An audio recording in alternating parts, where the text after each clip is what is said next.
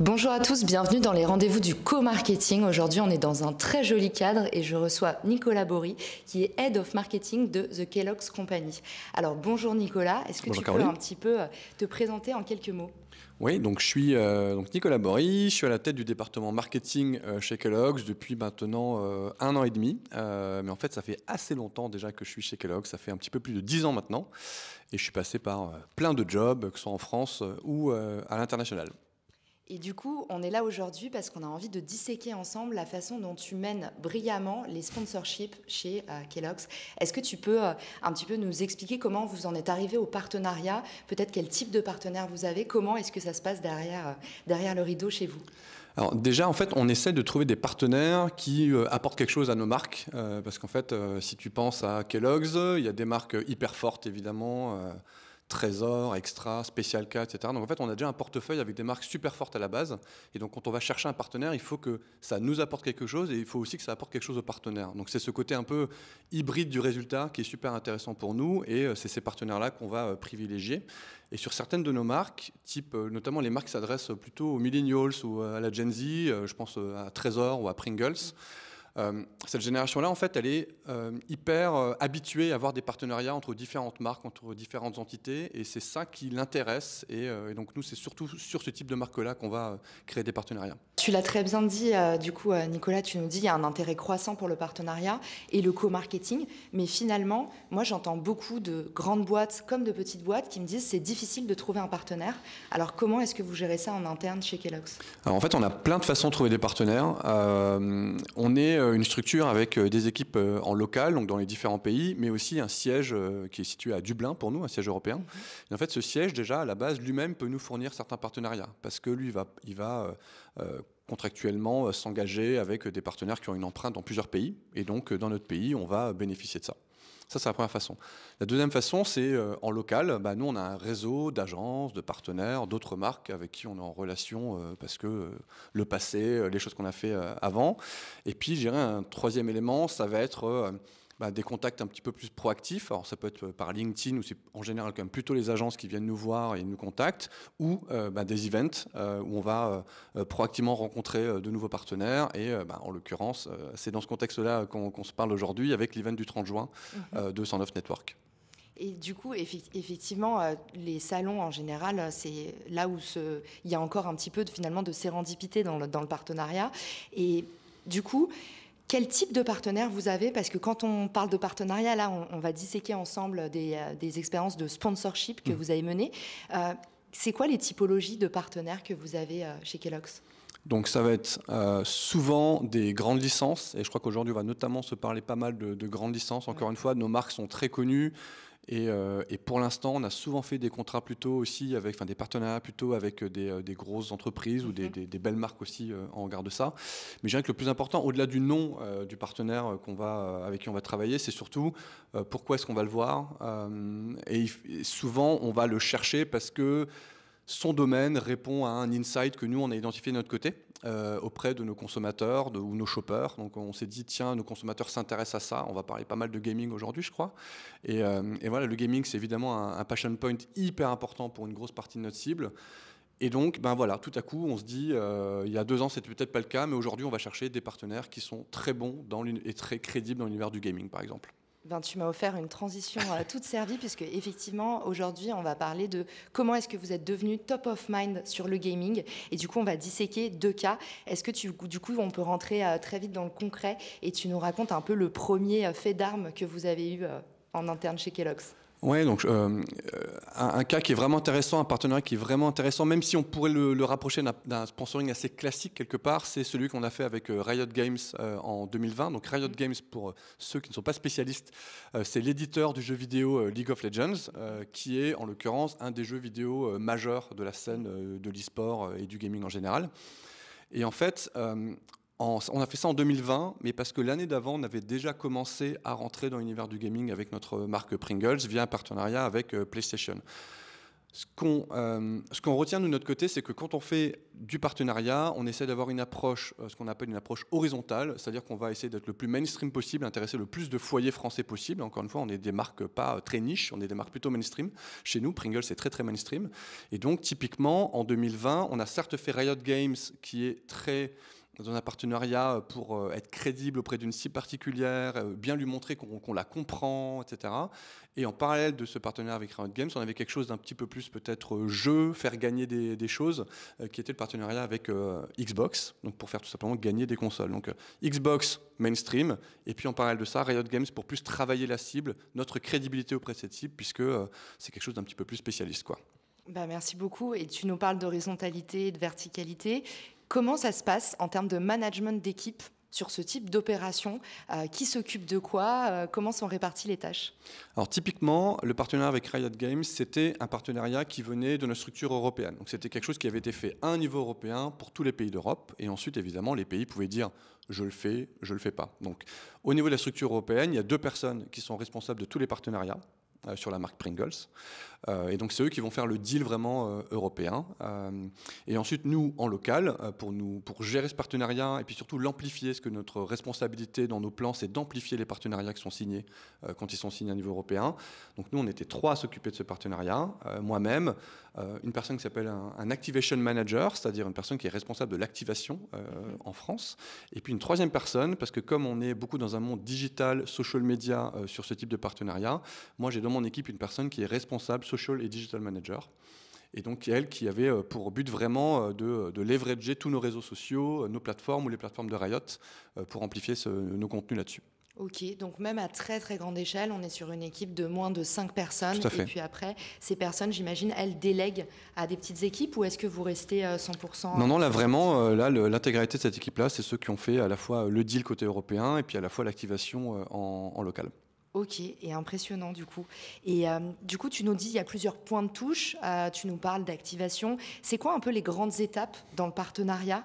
Tu nous as parlé d'activation, d'amplification. Comment est-ce que vous segmentez? En fait, moi je dis toujours, il y a prospection, connexion, opérationnel et reporting. Comment est-ce que vous gérez, vous, votre feuille de route? Donc c'est ça, donc la prospection, c'était le gaming est un univers qui nous intéresse. Donc ça, c'était plutôt à un niveau stratégique et européen. Donc l'équipe européenne avait identifié le gaming comme univers intéressant à investiguer. Quand on s'intéresse au gaming, il y a aussi un volet un peu e-sport, et donc rapidement, en identifiant l'e-sport, quel jeu est le plus important sur l'e-sport, ils ont évidemment abouti sur League of Legends. Une fois qu'on parle de League of Legends, l'éditeur du jeu, c'est Riot Games. Donc à ce moment-là, prise de contact avec Riot Games. Donc ça, c'est pour la partie un petit peu prospection amont. Et puis ensuite, il y a la signature du deal avec qu'est-ce que Riot Games nous apporte de leur côté. En l'occurrence, c'était beaucoup de gains pour nos consommateurs. Donc tous les fans à la fois de Pringles et de Riot Games via League of Legends pouvaient gagner du coup tout simplement des choses qui sont hyper précieuses à leurs yeux. Ça peut être des points Riot qui valent 50 €. Des exclusivités? Des exclusivités. En l'occurrence, c'est un jeu où vous pouvez acheter logiquement très très cher ce qu'on appelle des skins dans le jeu League of Legends. Ça coûte quand même entre 150 et 400 €. Donc c'est extrêmement valorisé pour nos consommateurs. Donc nous, on en mettait en jeu évidemment à gagner gratuitement. Et puis, alors, c'est 2020 et donc c'est forcément un petit peu spécial. Mais à la base, on voulait aussi que nos consommateurs aient la chance d'aller à Berlin pour assister dans les studios de tournage de la compétition League of Legends, le segment européen en l'occurrence, puisse assister aux phases finales, etc. Évidemment, 2020 est passé par là et les plans ont un petit peu dû changer. On est resté en digital, mais c'était le plan. Donc ce partenaire, en fait, c'est ça qui va nous apporter. Et donc nous, dans l'exécution locale, pour vraiment passer tout le long du chemin, l'amplification, c'était faire savoir que ce partenariat existait, parce que ça, pour le coup, une fois qu'on a signé avec Riot, ce serait comme dommage de passer à côté de l'opportunité. Donc nous, c'était le faire savoir sur nos réseaux, mais aussi en utilisant des influenceurs en France. Donc ça, typiquement, l'équipe européenne ne va pas nous conseiller quels sont les bons influenceurs à utiliser. Ils ne connaissent pas la langue, ils ne connaissent pas qui est important dans notre pays. Donc ça, c'est notre boulot. Donc nous, on est parti avec typiquement avec Domingo, qui est un des influenceurs les plus célèbres sur Twitch aujourd'hui. Même moi, je le connais. Voilà. Ouais. Donc c'est vraiment pour nous aider à amplifier en fait ce partenariat. Et ça s'est fait avec les équipes de Webedia. Et donc vraiment donner le plus d'ampleur en fait en local à un partenariat signé au niveau européen. Eh ben, merci beaucoup. Donc, il y en a sous le capot sur une opération comme celle-là. Et du coup, très concrètement, c'est quoi les retombées du coup, à tous les niveaux? Et est-ce que vous avez eu des surprises? Alors déjà, donc, le partenaire Riot, c'était en 2020, donc c'est la deuxième année où on rentrait dans l'univers du gaming. Et il a fait que confirmer ce qu'on avait un petit peu pressenti sur 2019 avec un partenaire un petit peu plus à faible ampleur. C'est que tout simplement la réception était excellente. Et quand on dit réception excellente, chez nous, Kellogg's, entreprise américaine, on est plutôt dans le factuel et dans le rationnel. Donc nous, nos KPIs pour mesurer le succès, c'est deux choses. C'est du quanti, évidemment, et je dirais chez nous, l'outil quanti ultime, c'est qu'on a un outil de modélisation interne de nos ventes, tout simplement pour lier nos ventes avec nos activations. Donc ça, c'est assez... Donc toi, tu es capable de traquer tes partenariats, parce que c'est une question que j'ai tout le temps. Oui, exactement. En fait, nous, on met toutes nos activations, tant qu'elles dépassent un certain seuil d'investissement de matérialité, qui chez nous est à 50 000 euros. Donc, d'une activation de 50 000 euros, quand on fait même des fois du couponing chez nos partenaires distributeurs comme Carrefour ou Leclerc, etc., à une énorme vague télé qui va durer un mois et qui va nous coûter plus d'1 million d'euros, on arrive en fait à modéliser l'impact sur nos ventes. Donc évidemment que nos partenariats gaming sont rentrés dans ce cadre. Et donc nous, on a tout simplement mesuré un ROI. Donc ça, c'est le premier point quanti. Le deuxième point quanti, quand même, c'est aussi qu'on mesure, depuis 2019 et notre entrée dans le gaming sur Pringles, l'association de la marque Pringles avec le Passion Point Gaming. Et évidemment, en 2019, quand on a commencé, on est parti de rien. C'est-à-dire que personne n'associait naturellement le gaming à Pringles ou le Pringles à gaming, comme tu veux le voir. Et en fait, au bout de 3 ans, parce que 2020, deuxième année, 2021, troisième année, maintenant où on active encore le gaming, on est devenu la marque d'apéro la plus associée à l'univers du gaming. Donc ça, c'est quelque chose de quantitatif parce que c'est un questionnaire quanti qui part auprès des consommateurs. Donc ça, c'est pour la partie quanti, ROI et puis perception.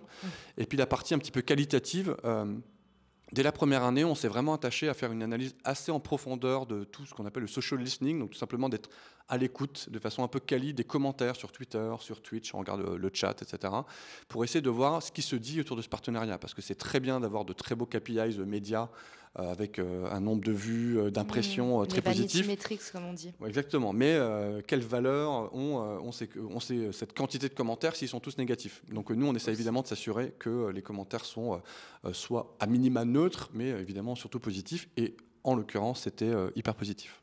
Et du coup, en social listening, il y a de plus en plus d'outils qui sortent qui te permettent justement de mesurer et ils analysent la sémantique pour toi et ils te sortent justement des couleurs d'opinion, tout ça. Est-ce que vous êtes baqué par ce genre d'outils? Ouais, tout à fait. Oui. Ouais, tout à fait. Donc ça, c'est fait pareil à un niveau européen, et nous, on a rajouté à ça en local une petite couche d'analyse à la fois quanti et quali, qu'on a fait d'ailleurs via un partenaire que j'ai rencontré sur un des events de 109 Network, qui s'appelle The Metrics Factory, et qui est spécialisé notamment avec un très très bel outil pour mesurer tout ça sur Twitch, sur Twitter, sur Instagram, etc. Excellent. On mettra le lien en commentaire du coup. Merci pour la petite pépite. C'est super intéressant parce que toi, tu nous dis qu'en fait, tu arrives vraiment bien à amener du feedback et du KPI sur en fait, la partie branding comme sur la partie performance marketing. Ouais, tout à fait. Et c'est deux grosses douleurs qu'on combat tout le temps dans le partenariat. Il y a un autre use case qu'on va traiter aujourd'hui. Est-ce que tu peux du coup nous dévoiler ce second cas d'étude? Là, on était dans la partie sponsoring vraiment classique. Et là, on va parler d'un sponsoring qui va être plus user-generated content, comme on dit dans le jargon. C'est ça. Donc, c'est un partenariat qui est encore en cours, là, ce qui court sur tout le premier semestre 2021, avec une des plus grosses, si ce n'est la plus grosse équipe de e-sport en Europe, qui s'appelle G2. Alors, pourquoi est-ce qu'on s'est tourné vers un partenaire un petit peu différent cette année? Donc, on n'a pas souhaité reconduire forcément Riot Games cette année, même si les résultats étaient excellents, mais juste pour aller dans un autre univers et tester un petit peu, test and learn, comme on dit beaucoup chez nous. Donc on a voulu tester autre chose, c'est-à-dire aller s'adresser, aller activer une cible qui est déjà extrêmement engagée, puisque quand on est fan d'un club d'e-sport, ça touche peut-être pas énormément de gens en termes de masse, mais par contre l'engagement il est énorme, parce que c'est vraiment des hardcore fans. Donc on est vraiment, encore une fois, dans cette notion de verticale, à aller travailler une cible. Et donc avec G2, le deal, ça a été de voir comment l'émotion, l'engagement de cette cible, on pouvait nous l'utiliser avec notre marque, et en montrant qu'on respectait en même temps l'equity de cette équipe qui est hyper forte. C'est aussi d'ailleurs un point peut-être qui répond à une partie de ta question, qui est pourquoi G2 par rapport peut-être par rapport à d'autres équipes. G2, c'est une marque avec une equity. Enfin, je dis alors une marque, je pense que c'est un lapsus assez révélateur. C'est une équipe, mais en fait, c'est une marque qui a une equity très forte avec un coach qui est super connu, enfin un CEO qui est hyper connu. Tu peux détailler, Nicolas, quand tu parles d'equity, pour ceux qui nous écoutent qui ne seraient pas dans le milieu du branding, c'est quoi la brand equity? Alors c'est vraiment ce qu'on appelle un peu le fond de marque en français. C'est des items de perception de marque qui sont très connus. Par exemple, Pringles, son equity, c'est le fun, le partage, la convivialité. Voilà, c'est un peu ce genre de choses, donc un peu des éléments vraiment fondateurs de... quand on pense à une marque, quels sont les 3-4 mots qui viennent à l'esprit. Et donc G2, en l'occurrence, a réussi à installer vraiment ce côté très fun pour une marque d'e-sport. Ils sont dans la performance aussi, parce qu'ils sont très bons dans leurs résultats e-sportifs, mais ils ont aussi une image un peu décalée par rapport à d'autres équipes, ils sont un petit peu moins sérieux, et donc c'est hyper intéressant, parce que c'est un mix qui s'allie parfaitement bien pour le coup avec notre equity de marque. Au tout début, je disais, tu sais, quand on va chercher des partenaires, il faut qu'ils fit un peu avec nous, mais qui nous permettent de nous stretcher aussi vers d'autres domaines. G2, pour nous, c'est un super partenaire pour ça, parce qu'ils sont aussi fun que Pringles, donc ça se mariait parfaitement. Et en même temps, ils nous apportaient ce côté un peu décalé, performance e-sport, que Pringles ne porte pas à la base. Et c'est exactement ça, quand la cartographie un peu idéale pour trouver un partenaire, finalement, moi je fais souvent 3 cercles. Le premier cercle, c'est une audience qui va être affinitaire ou complémentaire. Le second cercle, ça va être vraiment le culture fit dont tu parles, donc vision, mission, valeur. Et le troisième, c'est les ressources. Et en fait, aller chercher des belles complémentarités ou des synergies, comme on dit. Et du coup, comment ça se passe là, le déroulé de l'opération, les grandes étapes, l'équipe qui est convoquée, comment est-ce que se déroule l'opérationnel sur un partenariat comme celui-là? Donc là, la réponse, c'est un peu la même que ce que je t'ai fait tout à l'heure. On adore les feuilles de route. C'est à peu près en fait, c'est exactement la même équipe de notre structure européenne à Dublin. Donc encore une fois, c'est un deal qui a été fait à Dublin par les 2 mêmes personnes qui sont responsables de tous nos partenariats européens. Et ensuite, en local, c'était les 3 mêmes personnes. Donc moi-même, un activation manager de la marque Pringles, et puis le social digital manager dont je parlais tout à l'heure. En l'occurrence, sur G2, comme on avait un volet social media assez important. Je vais peut-être te dire un petit peu ce qu'on a fait exactement dans les faits, mais la partie social media était assez forte parce qu'il y avait beaucoup de social media réactifs. Il y avait de l'utilisation de GIF, etc. en réactif par rapport à l'actualité. Et donc, le rôle du social digital manager était un petit peu plus fort que dans le partenariat Riot, où c'était peut-être un petit peu plus planifié. Et il n'y avait pas forcément une actualité chaude chaque jour à laquelle on voulait réagir. Parce que le deal avec G2, si je rentre rapidement là-dedans, c'était vraiment un deal de création de contenu. Donc assez différent d'un sponsoring classique, tu parlais tout à l'heure de UGC, c'est vraiment ça. En l'occurrence, le UGC il a notamment été pas mal fait par les joueurs de G2 aussi, puisque avec eux, on a généré énormément de gifs émotionnels, donc des joueurs avec leur maillot de l'équipe G2, et puis qui ouvrent une canne de Pringles pour faire ci, pour faire ça, et pour réagir en étant heureux, en étant triste, en étant choqué, en étant... Enfin, tout un panel d'émotions en fait, qui après nous ont permis d'animer nos réseaux sociaux en utilisant ces gifs. Ce qui a fait évidemment énormément rire la communauté qui connaît les joueurs de G2, parce que des fois ils étaient complètement hors rôle. Je sais pas, un joueur très timide qui tout à coup explosait de joie, ça faisait beaucoup rire la communauté. Et puis pour quelqu'un qui ne connaissait pas du tout qui était ce joueur, qui a été cette équipe, bah pour lui c'était juste un gif hyper marrant. Donc en fait dans tous les cas c'était à la fois généraliste et puis très spécialiste. Donc on a fait ça. C'est des choses qu'on utilise toujours. Là, si vous allez sur à la fois le Twitter, par exemple, de G2 ou le nôtre, vous allez voir ces gifs en réaction à l'actualité ou à des actualités e-sport ou non. Donc ça va couvrir vraiment les 6 premiers mois de l'année. Et puis en parallèle de ça, on a fait 2 activations peut-être un petit peu plus poussées avec l'équipe.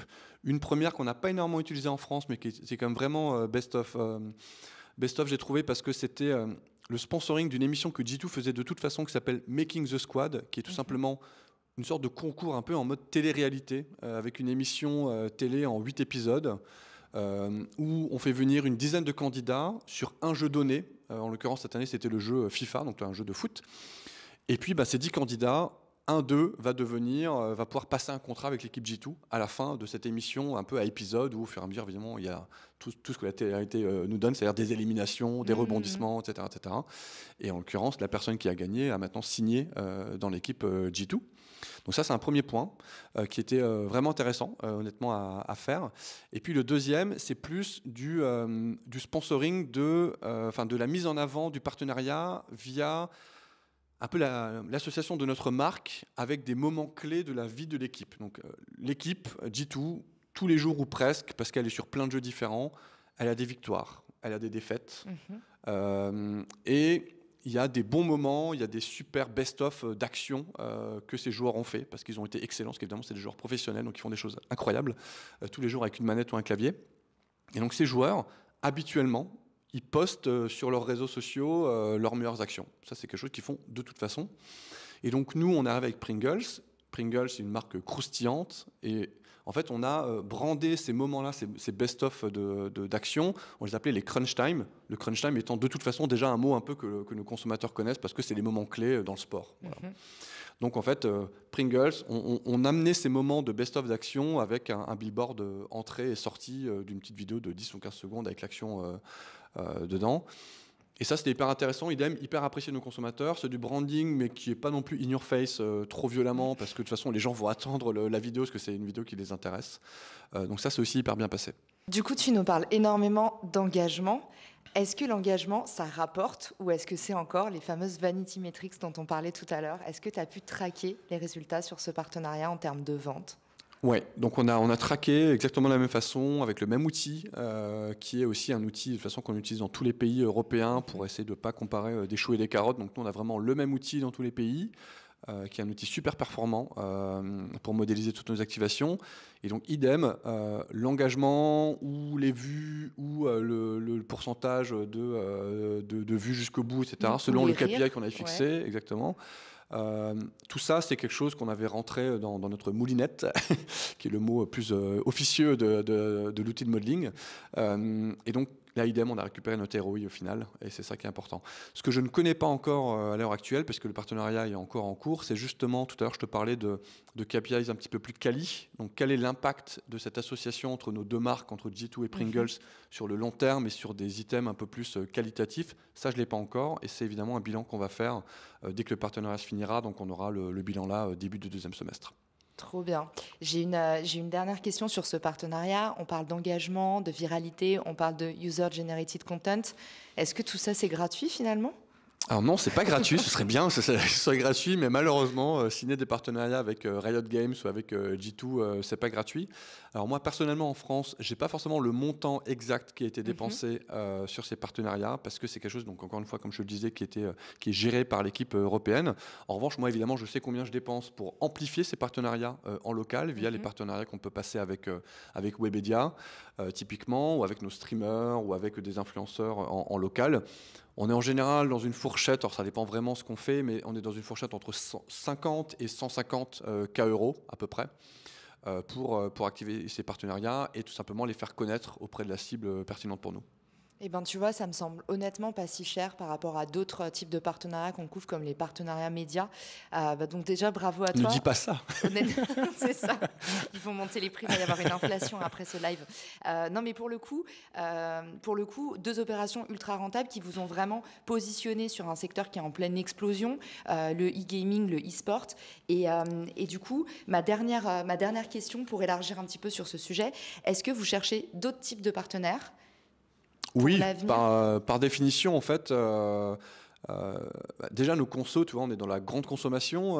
Et la grande consommation, c'est un univers qui bouge extrêmement vite. Nos consos, ils ont des envies qui changent hyper rapidement. Ouais.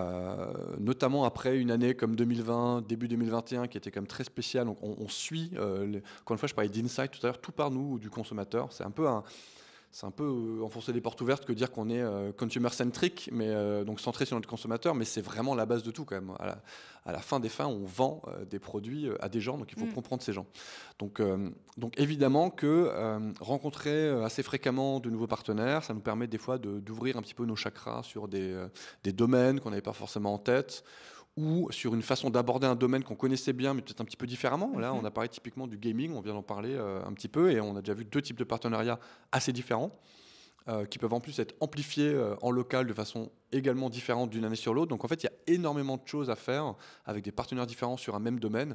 Donc si tu multiplies ça par le nombre de domaines possibles et imaginables, tu vois, sur Pringles, on a déjà beaucoup travaillé sur la musique, le cinéma, etc. Donc en fait, c'est vraiment le sport. C'est des choses qui sont vraiment quasiment infinies. Donc Donc par définition, oui, on cherche constamment des nouveaux partenaires. Je disais tout à l'heure un petit peu comment est-ce qu'on aborde nos partenaires. Et typiquement, moi je vais à cet event de Sound Off Network le 30 juin, toujours avec vraiment un esprit très ouvert et pour rencontrer des gens qui vont probablement m'apprendre des choses hyper intéressantes sur leur domaine d'intervention. Eh ben, merci beaucoup Nicolas pour tous ces apprentissages. Du coup, tu nous l'as dit, pour te contacter, on peut te retrouver à l'événement networking du réseau 109. Comment ça se passe un peu ce type d'événement? Moi, j'en ai jamais fait par exemple. Bah, écoute, moi j'avais fait mon premier avec 109 Network fin septembre autour du monde du sport et du sport business. Je pense que la valeur ajoutée de ce genre d'événement, alors déjà, on va se retrouver en physique, ce qui honnêtement va faire beaucoup de bien après ces 15 ou 18 derniers mois à être chacun devant notre écran. Et je dis ça, c'est pas un détail en fait. Il y a vraiment une vraie valeur ajoutée à se retrouver en physique, à passer du temps un petit peu qualitatif. Il y a évidemment tous les créneaux qui sont alloués de rencontres, un petit peu façon speed dating, où on rencontre plein de partenaires différents. En un temps assez limité, on fait de belles rencontres honnêtement, parce que c'est vraiment hyper quali, puis on choisit nous-mêmes en tant qu'annonceurs ceux à qui on veut absolument parler, ceux avec qui ça peut être optionnel, etc. Donc ça, je trouve ça hyper intéressant. Et puis en plus de ça, il y a un petit peu tous les moments informels, les entre-deux, le petit café que tu vas prendre avec quelqu'un que tu n'as pas le temps de rencontrer peut-être pendant les 5 ou 10 minutes qui te sont accordées dans les créneaux officiels. Et des fois, c'est peut-être ces 5 minutes autour d'un café qui vont aussi faire la différence et qui vont te permettre de, pourquoi pas, faire un contrat avec quelqu'un. Donc moi, c'est ce mix de rencontres très organisées et aussi tout simplement de plaisir de se parler et de découvrir des partenaires qui m'a beaucoup plu la dernière fois. Eh ben, effectivement, il y a toujours beaucoup d'humains dans le partenariat et tu vois, ça peut sembler contre-intuitif puisque moi, j'ai sorti une plateforme qui permet aux marques de matcher via la data science et un algorithme. Mais pour moi, c'est complètement complémentaire avec des événements en physique et c'est très important. Donc, j'ai hâte d'assister à cet événement et merci beaucoup d'avoir répondu à toutes mes questions aujourd'hui. Pour tous ceux qui veulent poser des questions également, on les prendra en commentaire. Donc, n'hésitez pas à commenter cette vidéo et on vous dit à tous à très bientôt. À bientôt.